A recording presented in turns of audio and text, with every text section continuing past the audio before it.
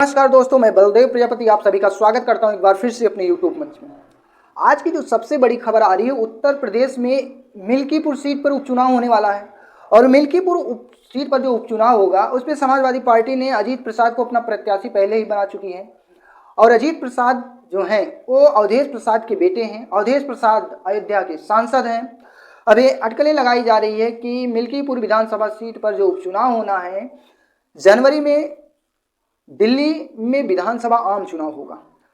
और उपचुनाव किसी भी विधानसभा, किसी भी राज्य के विधानसभा चुनाव के समय ही उपचुनाव भी करवाया जाता है। तो जनवरी में दिल्ली के विधानसभा चुनाव का जो तारीख का ऐलान होगा, उसी समय उत्तर प्रदेश के उपचुनाव का भी तारीख का ऐलान हो जाएगा मिल्कीपुर विधानसभा सीट को लेकर।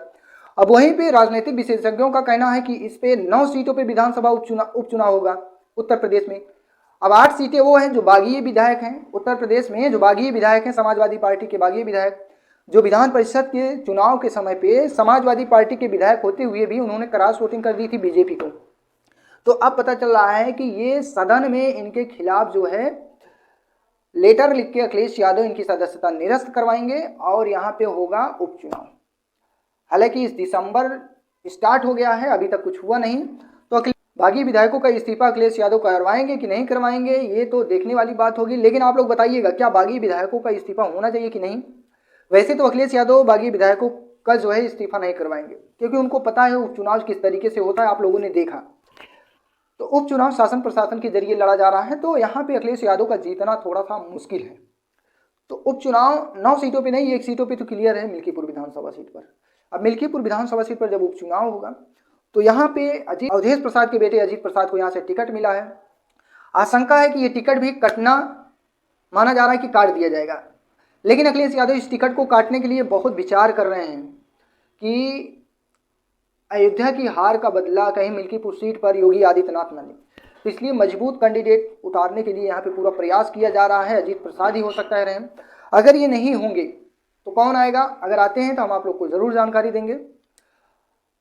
मिल्कीपुर उपचुनाव में अगर जातीय समीकरण एक बार देख लिया जाए, क्योंकि मिल्कीपुर उपचुनाव ये फरवरी में होगा 100%, जनवरी में तारीख का ऐलान हो जाएगा और फरवरी में इसका चुनाव होगा। तो अब मिल्कीपुर सीट पर सबसे ज़्यादा जो है दलित वोटर रहते हैं। अब दलित में सभी आते हैं, चाहे उपासी हों, चाहे उद्योगी हों, चाहे एससी भाई हों जो मेन दलित माने जाते हैं, बहन जी वाले। तो जितने भी दलित भाई हैं, एससी भाई, उन सभी का वोटर बहुत ज़्यादा यहाँ पे लगभग 80 से 1 लाख वोटर माने जाते हैं कि यहाँ पे दलितों का वोटर है। और टोटल 3 लाख के आसपास यहाँ पे वोटर हैं जो वोट करते हैं। अब इसी में ब्राह्मण समाज के 50 से 55 हज़ार वोटर हैं। यादव भी 50 से 55 हज़ार के वोटर हैं, जो पुराना आंकड़ा बताता है। कुछ बड़े होंगे 1500, 2000, 6000, 10,000, जो भी बड़े होंगे, इसी में थोड़ा सा ऐड हो जाएगा। उसके बाद प्रजापति समाज यहाँ पे 8 से 10 हज़ार रहता है। यहाँ पे 35 से 40 हज़ार मुस्लिम निवास करते हैं, मुस्लिम वोटर रहते हैं। चौरसिया 10 से 12 हज़ार हैं। यहीं पे मौर्या जो है 8 से 10 हज़ार हैं। और यहाँ पे क्षत्रिय 25 हज़ार बताए जाते हैं। यहाँ पे कुछ वैश्य हैं, यानी कि बनिया जिसे कहते हैं, लगभग 15 से 20 हज़ार बनिया भी यहाँ पे हैं, जो पुराना आंकड़ा है। नए में कुछ बढ़े होंगे, हालांकि सभी कास्टों में बढ़ते हैं। अब कास्ट इसलिए मायने रखता है क्योंकि उत्तर प्रदेश में जातीय आधार पर देखिएगा आप, 80% वोट इसी वजह से पड़ता है, 70% की जाति देखकर। तो यहाँ पे एक सुरक्षित सीट है मिल्कीपुर विधानसभा सीट। और यहाँ से अभी जो है बीजेपी के प्रत्याशी जो माने जा रहे हैं, बाबा गोरखनाथ को उतारा जाएगा। और बाबा गोरखनाथ पूर्व के विधायक रह चुके हैं, और यहाँ पे उनको अगर प्रत्याशी बनाया जाएगा तो चुनाव बहुत रोचक होगा, अच्छी लड़ाई होगी। और समाजवादी पार्टी को सपोर्ट करने के लिए चंद्रशेखर आज़ाद भी शायद यहाँ पे प्रचार करें, और बहन कुमारी मायावती उपचुनाव लड़ेंगी नहीं। यहाँ से कहीं ना कहीं समाजवादी पार्टी को एक बेहतरीन और अच्छी मजबूती मिलेगी मिल्कीपुर विधानसभा सीट पर। अब चुनाव का परिणाम क्या होता है, क्या आएगा, ये तो मैं आप लोगों को बताऊंगा ही। लेकिन अभी जो आंकड़े आ रहे हैं, जो जातीय समीकरण बढ़ रहा है, जो एक आंकड़ा निकल के आ रहा है राजनीतिक विशेषज्ञों का, उससे लग रहा है समाजवादी पार्टी की स्थिति यहाँ बहुत प्रबल है, मजबूत है। और वहीं पर दूसरी तरफ बीजेपी की भी स्थिति यहाँ पे मजबूत ही दिखाई दे रही है।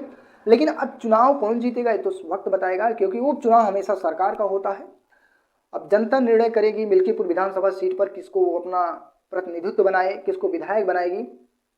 हालांकि उपचुनाव में क्या होता है तो आप लोग देख ही चुके हैं 9 सीटों पे जो उपचुनाव हुआ। अब इस मिल्कीपुर सीट के चुनाव को लेकर, समाजवादी पार्टी को लेकर, योगी आदित्यनाथ को लेकर, उत्तर प्रदेश की राजनीति को लेकर उत्तर प्रदेश की राजनीति को लेकर आपकी जो भी राय है आप अपनी राय दीजिएगा। और चैनल पे पहली बार आए चैनल को सब्सक्राइब कीजिए, वीडियो को लाइक कीजिए, शेयर कीजिएगा। धन्यवाद।